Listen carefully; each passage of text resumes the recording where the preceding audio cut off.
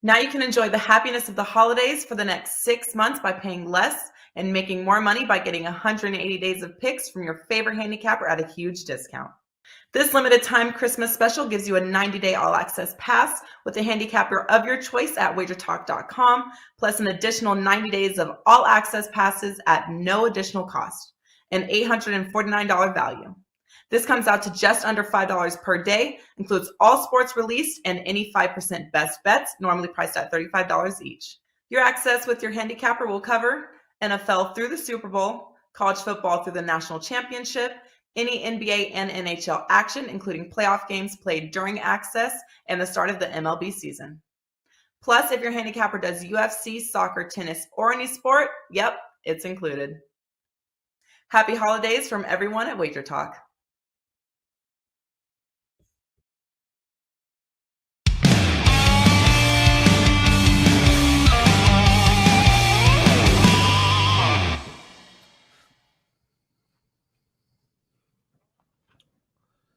Welcome, everybody, to WagerTalk.com. I'm gonna rap. Man, I'm a weird cat, dude. Teddy covers Lawrence Presman, December 21st, and we have the Tonys on today, Teddy. Yeah, it's not an award show. It's WagerTalk Today. Tony Finn right off the bat. He's going to look at tonight's Washington-Philadelphia game and the Phoenix Lakers game, and then Tony Mejia is going to look at Seattle Rams and Xavier Villanova. Dave Sharapan as well. Your big game breakdown, my daily presidential address, and I'm pumped. How are you, bro? So what's the name of this show? What did I mess up this time? You say welcome to WagerTalk.com. It's like you've been doing, how long have you been doing this show and you don't know the name of the show to say, hi, welcome to my show? Oh, Prez, rap all you want. At least get the name of the show right. Welcome to Wager Talk Today. I have had my sip of coffee and I am ready to play. Okay, it's going to be a good day. My birthday's in May. Teddy, what did you learn last night? We got to talk about what's going on in the AFC right now, because this might be the single wildest AFC playoff race that I've ever seen. Kansas City right now, the number 1 seed at 10-4. Between the number 2 seed, the New England Patriots, and the number 13 seed, the Denver Broncos. 2 games separate these teams. That'd be the Pats, Titans, Bengals, Colts, Chargers, Bills, Ravens, Steelers, Raiders, Dolphins, Browns, and Broncos, all within 2 games of one another and all very much live to make the playoffs, live to make a postseason run, or to go home before the playoffs and have a quote-unquote disappointing season. All of these teams on the brink between success and failure. Now, what do we do in the futures market in these situations? It's real simple. All right. It's not about chalk. There's an old horse racing analogy. They say when 2 favorites are splitting the money, you take a long shot. In the AFC right now, there's no favorite. Everybody's vulnerable. And that tells me some of these long shots might be live. Not the Raiders, though. Raiders beat the Browns yesterday. I'm not convinced the Raiders are going anywhere. All that being said, some of these lesser seeds, Indy coming on strong, the Chargers, a team that's not necessarily getting a ton of betting market attention the way they could. The Steelers, maybe. Who knows? Somebody weird's going to come out of the AFC. And if you want to bet it, this is not a year to be betting the chalk in that regard. That's what I learned last night, Prez. What about you? Well, first, in response to you, I'm going out on a limb. It will not be the Steelers. They will not be one of the teams. Okay. It might not be the Ravens either, which would be a huge fall. But Teddy, the NFC, man, I mean, it's not as crazy, but you've still got the 49ers, the Vikings, the Saints, the Falcons, albeit unlikely, Washington and Philadelphia, and an outside looking in shot with the Seahawks, but that's not going to happen. But yeah, the AFC is insane. And I But think there's a it's difference. great. Go ahead. There's a Tell difference, me, Prez. Teddy. And the difference is that in the NFC, the teams at the top, the Green Bays, the Tampa Bays, none of the 49ers, Vikings, Saints, Washington, Philly, none of those teams are going to beat the elite teams because the elite teams in the NFC are actually elite. In the AFC, the elite team is what? Kansas City, who's shown their vulnerability, but nobody else in the conference is elite, which gives the longer shots more life. Right. I hear you, bro. But don't sleep on the Minnesota Vikings, and they got the Rams and the Packs still to go. That team can make noise or be golfing in January. Teddy covers Lawrence Pressman, Wager Talk today. It is $2 Tuesdays. Tony Finn, the $2 Tuesday handicapper at Wager Talk. Let's bring him in. Tony, welcome to the show, man. Happy holidays, brother. Good to see you. Good to have you on. Good morning, gentlemen, or afternoon almost for you, but morning here in the desert, Teddy and myself. Thanks for having me. I'm ready for some holiday football this weekend. On a 24-13 NBA run, you got a big NBA play up tonight. 5% NBA game of the month up tonight, only $2. That's 2 in French. $2. Show perfectly. Yeah. Head over to wagertalk.com. Take advantage of that. Tony's on a big run, and we love to have you with us. Brother, let's get straight into tonight's Washington Philadelphia Eagles game. Really curious how you're handicapping this. I mean, it almost feels like we're trying to navigate through the information. Who's playing, who's not playing, what's going on. Now we have Philly at -6.5, a total of 41. Regale us with your thoughts. Well, we decided we wanted to talk about one of the two games today, and this was the game I chose to talk about, mostly because this one here is much like Teddy just discussed. It's not exactly like Teddy discussed. However, total of 41. You got a fake favorite in Philly as far as I'm concerned. You never know what you're going to get with Philly. We know what we're going to get with Washington. Beat up on both sides of the line. Probably going to start a fifth-string quarterback. This is Washington. This is Philly. This is NFC East at its best. Give me the points in Washington for 100 different reasons, but mostly because I think they're going to be able to run the football tonight and keep put Hurts in a bad position, whether it be Hurts or Minshew. Who the heck knows, right? Really, I look forward to this game, to be completely honest with you, but I really want the points. In a game like this, low total, at one point in time, this game, guys, as you know, it climbed right when they announced all the COVID stuff. It reached 9, I believe, but there was some buyback on this, and it's back down to about a touchdown. So you said that Philly, you never know what's going on with Philly. And if you look at the Eagles, certainly they've had, the first half of the season, they weren't very good, 2-5.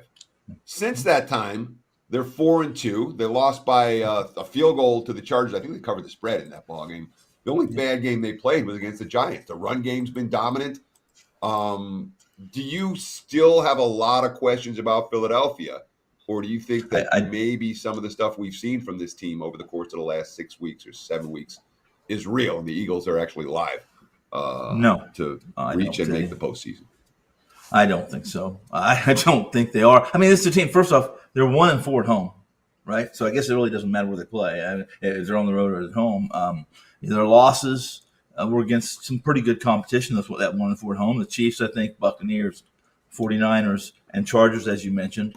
Maybe the timing is right tonight with the Washington COVID issues. I think the last count, there could possibly be 20-plus COVID from the WTFs, the football team, the Washington football team, WFTs. Did I say WTFs? We know what that is. Yeah, we all do it, dude.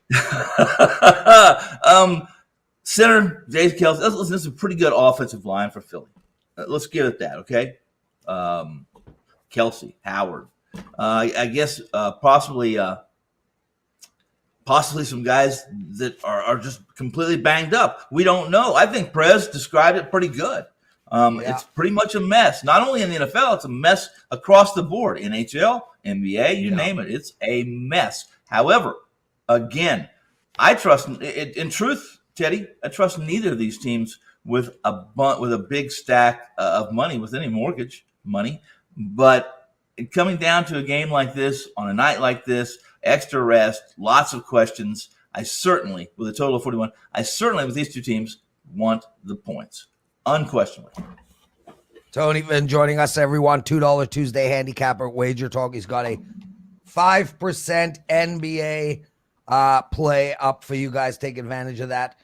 Tony, let's talk about the Lakers and Phoenix. Phoenix is -6.5 on the road. The total is 223.5. How should we bet this game? Well, I mean, right off the bat, I would say that to say that the Lakers are playing shorthanded would be quite the understatement. I think losing Davis always will be, creates a challenge for the Lakers. It creates a challenge for the King himself. Without a slightest doubt, it absolutely exacerbated the Lakers' depth issues. Trading for Russell Westbrook exasperated those. But when you have to play the King, listen, first off, we got Howard, we got Davis. They're unavailable. Even when Davis, Howard, and Jordan were on the floor with James, this wasn't a very good offensive team. Those metrics are just not very good, guys. And tonight, when Jordan's not on the floor, you're going to you're going to put LeBron in stretch 5, at least offensively, and he'll be the 5 defensively, which is an issue for the Lakers against DA. Now we'll see how far LeBron can push it with the officials. This is his league. This is his team. And this is NBA on TNT, right, guys? So he'll get the calls. He'll get the benefit of the doubt. But DA isn't a physical guy, but he creates some issues for the King. And it doesn't really matter who the Suns. Teddy and we were on a show last week, and Teddy, I thought he described it perfectly. It's kind of a machine, the Suns team. They just move different pieces into different parts of this machine, and they're efficient. Not the best three-point shooting team. They do have a lineup that can shoot the three, but I can't imagine. Let's go back to last year's postseason. The Lakers shot horribly, 40% from the field. They scored less than 100 points, I think, in 4 or 5 of the 6 games that the series went. They lost 4. All 4 of those, they scored 100 or less. This is the same Suns team, guys. Metrically, almost identical to last year's team. Tonight, in the third period, into the beginning of the fourth quarter, let's put it that way, when the Suns have a 10-point lead, you're going to see Chris Paul using 20 seconds of every single possession, and the Suns win by double digits. And this thing, I don't agree with the move here. I don't know about you guys, Teddy. I don't agree with the move going from 219 to 223. This isn't going to be a better offensive team tonight. I mean, the Lakers may try to go small, guys. They may try to go small, but the Suns can match anything you want to do. And I think the Lakers have a problem scoring tonight, and the Suns don't. Tony Finn, everybody. Tony, outstanding stuff. We love having you on. Brother, I hope you have a wonderful holiday. Have anything special, anything cool planned? Well, missed last year, guys. So this year I get to see my girls. They're heading in. My mother, who's God bless her, still alive and kicking, better shape than me at 80 and change. And everyone will be here in Vegas. For the beautiful sun that we're having here, Teddy, that 80 degrees desert weather for Christmas, right? Yeah. Nope. There you go, Tony. Was allowed to. Tony, I cannot believe you were allowed to procreate, but that's a different story for another show. Get out of here, my brother. Great work, Tony Finn, everybody. 5% NBA play of the month, only $2 over at WagerTalk.com. Teddy, we're going to take a quick break, man. Get your chops ready. Big game breakdown coming. Tony Mejia, Dave Sharapan, daily presidential address. And they're asking in the chat room, what is Prez eating for lunch? We'll get to that at the end of the show. We'll be right back. We know this business is loaded with competitors and copycats, and we are very proud and extremely excited to be one of, if not the premier sports betting information provider in North America. From a massive library of free picks and handicapping videos, daily shows, podcasts, and articles, our free live odds service, a team of the nation's finest sports handicappers supported with top-rated customer service. We pride ourselves on being the leaders in our industry, always looking to evolve and stay multiple steps ahead of our competitors. With that being said, we truly do want to let you know we appreciate your patronage. Moving forward, 7-day all-access packages will be reduced from $119 to just $99, and our 30-day all-access packages are also being slashed moving forward, going from $349 to under $10 a day at only $299. Our new pricing is already active and available just by going to your favorite handicappers homepage right now.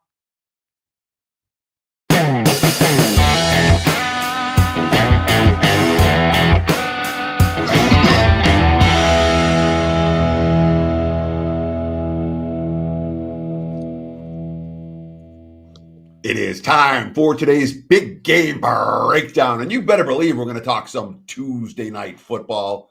That would be the Seattle Seahawks at the LA Rams. Right now, looking at the WagerTalk live odds screen, I'm seeing the Rams pretty much -7 just about everywhere. Total, let's call it 47. There are a couple of 46.5s out there. And this is obviously a difficult game to handicap given the COVID situations for both teams. The Rams have actually gotten a little bit healthier over the last couple of days. Jalen Ramsey gets healthy enough to go. Odell Beckham's healthy enough to go. Darrell Henderson healthy enough to go, et cetera, et cetera. There have been a handful of guys getting healthy, whereas for Seattle, they're adding guys to the COVID list. Tyler Lockett or Alex Collins going to be gone this evening. Cornerback DJ Reed, tackle Brandon Shell, running back Travis Homer, defensive end Kerry Hyder, guard, and on down the line. So Seattle's getting worse while LA's getting better. That being said, neither team's getting anywhere near 100%. We're talking about a Seahawks team that's now won back-to-back and scored 30 points in each of the two games. They had a nice game against San Fran where they made a bunch of big plays and then beat up on Houston last week. Russell Wilson, 2 touchdown passes in each of those games. And again, the Seahawks offense that was clicking with the deep ball. The Rams, too, have scored 30-plus each of their last 2 ball games. And Matthew Stafford in pretty good form in those contests against the Jags and the Cardinals. But despite the fact that both of these offenses have been clicking in recent ball games, I'm looking at the under in tonight's match. I'm looking no further than what we saw yesterday. When you talk about disjointed offenses when you're missing practice time. And both of these teams have had key pieces missing from all of their offensive practices. Both of these teams have had to cancel. So when you put those factors together, I'm not expecting one of these games where the offense are going to click, click, click, march up and down the field. First meeting between these teams, Rams beat them 26-17. That was a game where Wilson hurt his finger and was replaced by Geno Smith. A similar result today would be no surprise for this bettor. I'm looking at the under as the Rams play the Seahawks tonight. I expect field goals, not touchdowns. This is not one of these games where both offenses are going to march up and down the field. Under 47. There's my take on the Rams and the Seahawks. Back to you, Mr. Prez. Teddy covers. We are covering it all, guys. Tony Finn was on with us, likes the Washington Redskins. Teddy, the under in the Seattle LA Rams game. And we're going to find out Tony Mejia's What's the name of the thoughts. Washington team? Oh, bugger off. It's whatever I call it. Screw you, Teddy. Who needs It's like your 4 shit? years later, dude. Yeah, well, but speaking of which, Teddy, totally off topic, but Vivian and I spoke last night, and I honestly feel that the Guardians is the worst name in history of naming sports teams. It doesn't even come out of the mouth right. It's an embarrassment. The new They were in name the for news Cleveland yesterday. baseball team? Yeah. I would have gone with the Cleveland baseball team. I would have gone with like the Claws, the Cleveland Claws. Anyway, Tony Mejia joining us. Tony, what's up, my brother? Have those cool Guardians on that bridge in the city. It's supposed to mean something. So, There's it's a a link. bad sports nickname. It's like somebody died and now you're the Guardians. Yeah. It's a little morbid. Yeah. The what is it? The pole holders? What are the guys that carry the caskets? Is that the pole holders? Pallbearers. All bears. Pole bearers. Yes. Oh. Well, hey, That's a different luckily switch. for me, I haven't been one yet. Yeah, me Tony, either. man, how's everything going? How's we had you on a week ago. How things going since then? Doing all right. I mean, it's been a really hot December. You had me on for $2 Tuesday, and that came through with the Warriors actually. Taking care of business. It was kind of a square play at home. On the road against the Knicks in a game that we knew would be historic from the Steph Curry standpoint. But the fact that the Knicks are so bad and the Warriors look to be so just one of those teams that is fundamentally sound, really defending. Steph Curry's having his best defensive season ever, and they're all biding time nicely until Klay Thompson comes along. So I cashed with the Warriors again last night against the Kings. 1-1 NBA night, 4-1 NFL night. So it's been really good. NFL has been great this month as well, outside of Sunday. But just plugging away, all these sports going on and trying to dodge the cancellations. Yeah, there's a team called the Young Boys. Who do they Young play Boys for? in Switzerland. It's a club. Yeah, that has to be the worst name. Named by a pedophile. The Young Boys. Check them out. That's what it is. Yeah. Check them out. Young Boys, check them out. The amount of puns that you can come up with that terrible name. Young Boys, come for a visit. You can just go on forever. Anyway, lots to talk about. Teddy's going to get annoyed at me in any second now. So, Teddy spoke Rams Seattle. He leans on the under. Where are you headed in this game? Well, I'm hoping that Tyler Lockett plays, but I think from a sense of urgency standpoint, it didn't help that Seattle's cause that San Francisco's gotten hot and has a little bit of a stranglehold now on that 7-7 7th NFC spot, or that the Saints upset the Bucs. But the fact is that Seattle can go on a little bit of a run here. They've got the Lions next week. They've been a poor home team. So, if they take care of the Rams and find a way at the end and become a factor. Russell Wilson said a few weeks ago that he wanted to run the table. It sounded outlandish. It probably still won't happen. But the fact is they're not dead yet. So you combine that with the fact that the Rams have had such an erratic schedule. They were one of the teams most afflicted by COVID. Certainly Cleveland fought hard yesterday, but that clearly was a factor that they didn't have their full arsenal of weapons or their head coach in losing to the Raiders. So potentially we see history repeat itself immediately with the Seahawks over the Rams. So here's my question for you, Tony. The first meeting between these two teams, we saw the Rams control the line of scrimmage. They knocked Russell Wilson out of the game. They were able to, they were pretty good at controlling the flow up front. It feels like a bad fundamental matchup for Seattle in the trenches. Does that concern you at all in this one, or do you just think that hey, it's a Seahawks team, or it's a Seahawks team that's still very live despite their bad record, and therefore worth backing as an underdog? Yeah, no, Teddy, you'd have to be a fool not to be concerned with Aaron Donald, and I don't believe that he was affected in any way by this, by the protocol. So certainly, I mean, the Seahawks' Achilles heel over the last few years has been their offensive line, and the Rams are very stout up front, but they are missing a couple of other pieces on the defensive end. And again, this is a situation where Seattle is as healthy as they've been all season. If they can get Lockett into, through the protocols and into tonight's lineup, certainly having him and DJ Metcalf is essential against this Rams defense. But, Russell Wilson, you mentioned it in your breakdown. He was injured in that first meeting, and you have to keep him clean. And if he plays his best game, I think you're catching points, so you're in a position where you can at least get the cover, if not the outright victory. Yeah, outstanding stuff, Tony. Do you think the press are allowed in the dressing room of the Young Boys? Xavier Villanova, -5.5, -5, -6.5 at one book. 136 is the total. I'm in playing this game, Tony. My clients are going to be betting it. I'm really hoping we're on the same side or total here. Talk to me. Well, I'm on the side and total here, and I like the under, and I like Xavier. So I won't expect you to give away your play, but I'll explain mine.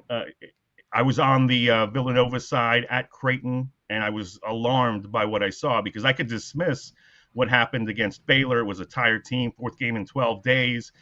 You go to Waco, you play a team that's physically imposing and really can get at you defensively, and you produce a 36-point effort, which is the lowest in Jay Wright's history. So you come back, you expect a really strong bounce back game from Villanova, and they really stunk it up against a young Creighton team. This isn't even a good Creighton team like they had last season with Marcus Zagorowski at the point and multiple, veterans on that team that made a tournament run. This is a very young Creighton team, and they just took them to the woodshed. And the fact is, Villanova comes into tonight's game 10 for 50 in their last two games from three-point range. That is not all defense. That's some sort of mental block, factoring in. And it's a really good news for them that they get this home game on campus. It's not at Wells Fargo. It's actually in their Finneran Pavilion where they play in practice, so that will help. But Xavier is a very stout defensive team. They guard the perimeter well. 31% opponents are shooting from three-point range. So I think we get a battle. I think it comes down to the wire. One of those tight 62-60 type games. So, yeah, you're going to give me points. Give me Xavier. You're going to give me the under. I'll take it. So just real quick on this one. I mean, Nova's played a brutal schedule and everyone away from home. They've been pretty dominant on this floor this year. Xavier hasn't necessarily stepped up in class repeatedly on the highway yet. And their toughest test, a neutral against Iowa State, they failed. What do we do with do you think that Nova's struggles over the last two games, this is something that's going to be an ongoing problem for them? Because it kind of feels like a get-right game for them, doesn't it? It's a potential get-right game. I do like that it's at Finneran, but the fact is they've averaged 91 points per game against Mount St. Mary's, St. Joseph's, and Howard. So this is a step up in class at Finneran for them. The Musketeers won their only true road game against Oklahoma State, so they come in here 1-0 in those, 1-1 at a neutral site. And the length on the perimeter is an issue for a team that isn't shooting the ball well. And they've got Paul Scruggs, Colby Jones, Nate Johnson that they can stick out there on the perimeter. Villanova really excels, or at least it did in the past, on the offensive boards. They're going to have trouble with the size of Zach Fremantle and Jack Nungy. And it's a situation for Villanova where you typically don't see a team struggle the way that they have. So this might be an in-game spot. If you see the first few threes aren't falling, double down on Xavier. That's my opinion. I think the Musketeers at this point, all they've done over the last few weeks is win big games. They won the crosstown shootout by a ton over Cincinnati, come off a win in their Big East opener over Marquette. So I kind of trust this team. Tony Mejia, everyone. Tony, outstanding work. Such a hard worker at WagerTalk Media, the whole company. I know you do a lot of writing for the Gold Sheet. Dude, you are the man. Thanks for joining us. Almost no notice Tony had in joining us. We got Dave Sharapan joining us in a sec. Teddy, I had two daughters. If I had a son, I was going to name my boy Xavier. Swear to God. I always had a vision that, like, my son would take a woman upstairs at a party, and then they would come down, and the friends would go to the girl, "Where were you?" And the girl would just go. And everybody you've told this would story know. before, Prez. Oh, shut up, Teddy. Dave Sharapan, get on here, man. Teddy is out of control today, dude. Oh, my God. I mean, listen, at first, Dave, I'm thinking Teddy's my Ringo Starr, I do most of the heavy lifting. I do the writing. I sing. And Teddy just sits there and plays drums and smiles. But then I realized, no, he's my George Harrison. He's complaining and whining. Why won't you use my song? How do I get my song in there? Oh, my God. Dave, baby, you missed the last 2 weeks. What the hell? I know. It's there's a lot going on, and just talking to some people, they all go, "Yeah, I want to talk to you Tuesday at 9 o'clock your time. How's that work?" And I'm like, can we move it?" And they're like, "No." So I apologize for being here and missing the drama. I watched the show last week. I saw that Teddy, he does, a lot of people do, pre-show work. Teddy's, taking care of business pre-show last week before your rant last week about people giving you crap about the picks. It was outstanding, but I know Teddy brought the good stuff because he came early I in the want morning. the good apparently. stuff. I mean, that's all I'm saying. Teddy, Teddy, mail me some of the good stuff, would you? No. He's still talking about you asking me about whether I had me not having sex. And then I'm like, I had sex before the show last week. And it was like a big news. He's so feature, old. Apparently. That's so yesterday. Oh, my God, dude. Is that another Dave. Beatles reference? Are we having another Beatles Yes. reference right now? I don't want any I'm having drama. a hard day's night right now. Here we go. We need to See how come many you can together get in. and get back to some sports talk. Bam, Day in the life. bitches! Oh, my God. Day Day in in the the life. Nicely done, hey? Dave, thanks for joining us, brother. We need a little help from our friends. Oh, boy. 2 games tonight, Dave, in the NFL. Regale us. Talk to us. What's going on? Where's the money? Where should we bet? Blah, blah, blah, blah, blah. Right now, this Philadelphia line is flying. It's moving all over the place. Apparently, the Eagles is the side. Can't argue with it, right? I mean, we don't know who's playing for Washington. We don't know what they're bringing to the field. I don't know if they do. And, the argument has been, even, Newbie producing the show, he said it earlier this last week. The Eagles don't cover at home. They don't cover as favorites. Yes, they do. I think the Eagles got to be the side. The other game, Prez, I really don't know. I mean, I think the Seahawks are live to win the game. I think they can cover just because they moved the game and the guys that maybe weren't going to play for the Rams are going to play. That doesn't take away from the fact that the Seahawks play the Rams close. And why would this be any different? So, I mean, once it got to 7, I thought, okay, this is the time to maybe jump in on the Seahawks. It's weird they're both playing at the same time.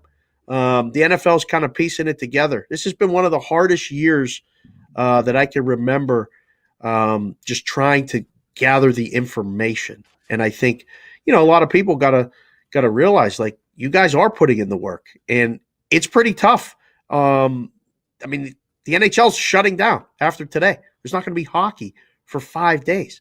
Like, no one knows what they're doing. And you're up in Canada, and literally they're closing stuff down again. So no drama, no, we don't need literally any of that stuff. Just try to enjoy the games while we have them. Because if there's no games, what are we going to do? we had this problem last year, and we're not doing it again. We'll find a way to have games. It does look, as we speak, as if Heineke it hasn't been officially announced yet, but I think he's been ruled out as his backup QB, Kyle Allen. Of course, both these guys were backup QBs. Ryan Fitzpatrick was supposed to be the starter of this team, so it looks like the Washington football team could be down to Garrett Gilbert, who has been their third-string QB all year. That is not confirmed, but that's what I'm seeing and thinking based on the line moves right here. Dave, let's talk a little bowl action for today. We're going to talk some NFL. We got to talk some college. 2 games for today, Wyoming and Kent State, the early game, then San Diego State and Texas San Antonio. What are you seeing in terms of the sharp action and or the public action on these games? Do you have any opinion in college football for today? No real strong opinion on either one of these things. You saw a lot of line movement on the San Diego State side, and I think the books really need UTSA. But UTSA has been do we say they're a cash cow? Like, they treated bettors very well this season. And again, You don't know who's playing, who's sitting out. That's one of the hardest things about these college bowl games is that now, even on the good teams, that guys have, their futures at stake are sitting out. So I don't know the status of either roster as far as that goes. But, don't you go against the MAC teams in the bowl games? I mean, it feels like Wyoming's got to be the side in that one. But again, it's more of just a hunch play, kind of thinking that the totals going up probably makes sense why people are betting over. No real opinion there. And then UTSA would be the side for me. I mean, you've seen the dogs have been great. Ralph's been killing it with you guys. It's had a great start to a bowl season. And if you've been betting dogs, you've been doing okay. Yeah, and that's not unusual for bowl season. Prez, didn't you say go to town? Did you give me another? No, read your Slack, Teddy. Read your Slack. But anyway, it's all good. Dude, I'm in the best mood ever, man. Good. Then let me give Dave one more question. I'm on a 12-0 totals run. I can't be upset. In what sport? Hockey or basketball or both? No, in all sports, I'm on a 12-0 run, but in NFL, I'm on a 9-0 run. And real quick, guys, and Teddy, then you can take over.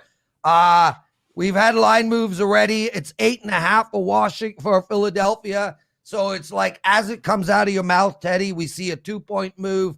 Plus the Seattle Rams game, where it's being moved to the over 47 now. Teddy, go ahead, bro. The 47 was exactly the total that we talked about earlier in the show. Hasn't moved at all. That being said, 11:58. Philly. 11:58. She came in through the bathroom window. So, Dave, there's still 5 more bowl games on tap for this week. We have Missouri Army, money pouring in on Army today. Florida, UCF, and Miami O, North Texas for Thursday. Memphis, Hawaii on Christmas Eve. Ball State, Georgia State on Christmas Day. What are you seeing in terms of the bowl betting action for the upcoming games this week? Well, I think I was down at the Westgate on Sunday, and I had asked about that. It's a slow month in December in general in Vegas, and the guys were telling me it's dead. It is just there's been very limited action, and I think you're seeing what's happening with the NBA and the NHL kind of happen with the bowl games. Like the advanced betting is very limited unless you really feel like you're getting a number or you need to, play something that isn't going to be there anymore. So that's what you saw with the Army game. But the other numbers have been kind of painted for days, and literally there hasn't been any sort of indicator of a side in those games. I haven't really paid attention to the total in the bowl games. It's kind of not a lost week because there's opportunities every day doing this. And it just because a game is like a lower profile game or not a marquee game or not a big school doesn't mean that money can't be made doing it. You guys know this. I mean, and the people watching the shows hopefully do as well. There's gold every day in a college basketball board. There's gold in these bowl games. You just have to kind of find it and be selective. There really hasn't been much of anything. I mean, the guys were perfectly honest and said it's dead. So when I hear that, I mean, I've been in those rooms. I know you're just trying to get through to Saturday, and we have NFL games on Christmas Day for the first time, and I can't remember how long. But I think that's going to affect the NBA handle. That's going to be interesting going forward for the weekend. Is like, how do these games compete? Because the NBA marquee, usually the handle's great, the prop bets are incredible, and there's good matchups on Christmas Day for the NBA. It might be overshadowed this year. We've got just a few minutes left here with Dave Sharapan at SportsBKConsig on Twitter, Sportsbook Consigliere on Twitter, again at SportsBKConsig. And of course, Dave does the Cash Considerations podcast, available at all major podcast outlets. Dave, before we let you go, I do want to ask you about the basketball card for today. NBA, college hoops. In comparison, I guess there are fewer cancellations going on in NBA and college hoops. There seems to be more games being played there than there are in the NHL, and we haven't seen as many problems we have in the NFL over the last couple of weeks. What are you seeing in terms of today's betting card, NBA, college hoops? What are you seeing? What do you want to talk about? Well, I mean, like Portland, New Orleans later. I don't understand the move on New Orleans. I just don't get it. They're going up. It feels like a setup. I like Portland in that spot. It's a short number. I don't know where the peak is. It's probably going to be 3, where I think the money will come on Portland. But right now, it's all steam on New Orleans. And then I'm wearing the Phoenix hat. About Lillard's status for tonight. Lillard may sit. Yeah, that's the problem. That's the problem. And a lot of times, like I dubbed it on one of the shows when I do the Sports Grid and SiriusXM, I said COVID steam. This COVID steam is real, and it's not just COVID. It's the status of guys. NBA betting has become a battle of information, and a lot of times you see this money come in, limit plays to actually move numbers based on, well, I don't know his status. I don't know what he's going to do. So you see it come. Don't read too much into it a lot of times. If you've handicapped the game with him and then he's out, just bet it in game and fix it. But like you can wait, I think, on Portland today. And then the other one is Phoenix and the Lakers tonight. It feels like it's too high, right? 6.5. I think the opener last night was 7. Phoenix is going to destroy the Lakers. I mean, AD is out. It's official. He's going to be out 4 weeks a minimum. This will be one of those games that it might be close early, and then what's going to happen is what the Suns did to them last year in the playoffs. They're going to probably run them out. Ideally, you want to lay less than 7 in an NBA game, especially on the road. But it feels like Phoenix is the side in there. And the other games are, -1. And I can't advocate a side in Detroit, New York. Boy, if you guys are doing that, like Tony and the boys doing the NBA shows and stuff, if you can come up with a side or a total in the Knicks and the Pistons, more power to you, because that is a trash game. That is a hard one. The Knicks have been so bad at home, but you want to take the Pistons and only get 7. I don't know if it's enough, but that one might cause some agita as it comes down to game time. I'm in action on that game. I found a side. I got a whole lot of angles that back it up as well, including a betting system that produced a 95 and 59 ATS record over the last 5 seasons. So I got shit on that game. Head over to WagerTalk.com and grab it. Dude, you were outstanding. Yeah, bitches. Flex on the way out, Prez. Are you working out over the holidays? Dude, I'm working out twice a day. I rode this morning. I'm after this show, I'm having lunch and then I'm off to the gym. So I'm 2-a-daying right now. I'm like Belichick says, no days off. I love it. Yeah, man. I love it. Speaking of that game, what's your guys' first impression on the Bills and the Patriots? What are you thinking? Patriots -2, 2.5. What do you think? I'm not interested in betting against New England off a poorly played loss. It's Patriots or pass for me. Patriots or pass. Okay, not what he said. Not what Teddy said. Pro side. Let's go. Daily Presidential Address. Dave Sharapan. Awesome. Happy holidays. Work, bro.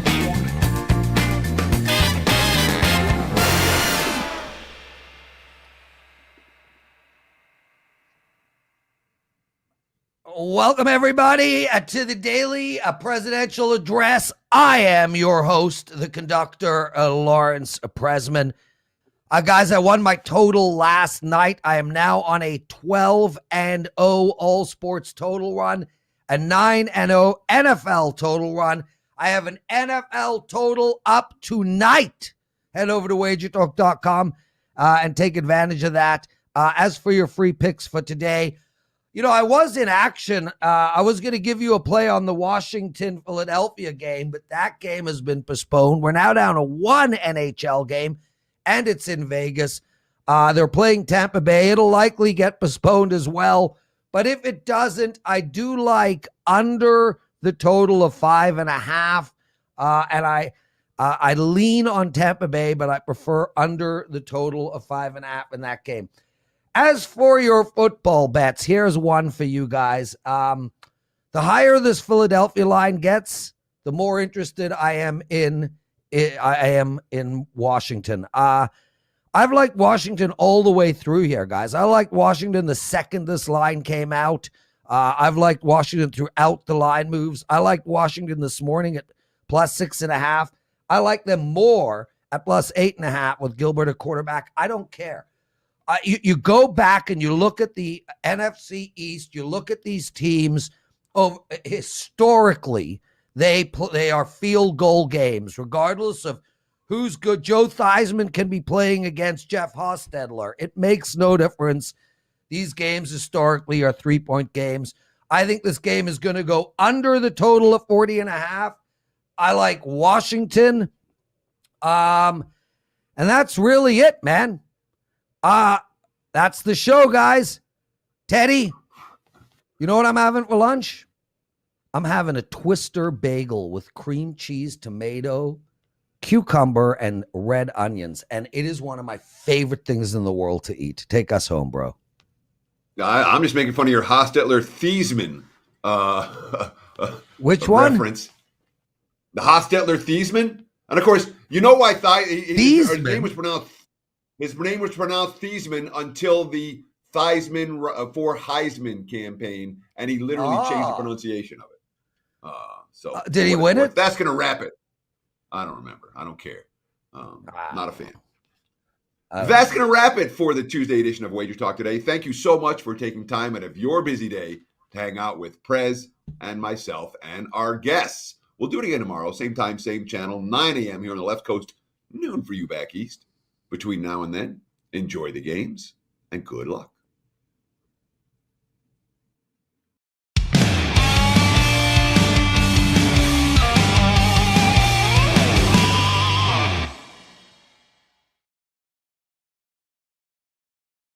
Now you can enjoy the happiness of the holidays for the next 6 months by paying less and making more money by getting 180 days of picks from your favorite handicapper at a huge discount. This limited time Christmas special gives you a 90-day all-access pass with a handicapper of your choice at WagerTalk.com, plus an additional 90 days of all-access passes at no additional cost, an $849 value. This comes out to just under $5 per day, includes all sports released and any 5% best bets, normally priced at $35 each. Your access with your handicapper will cover NFL through the Super Bowl, college football through the national championship, any NBA and NHL action, including playoff games played during access and the start of the MLB season.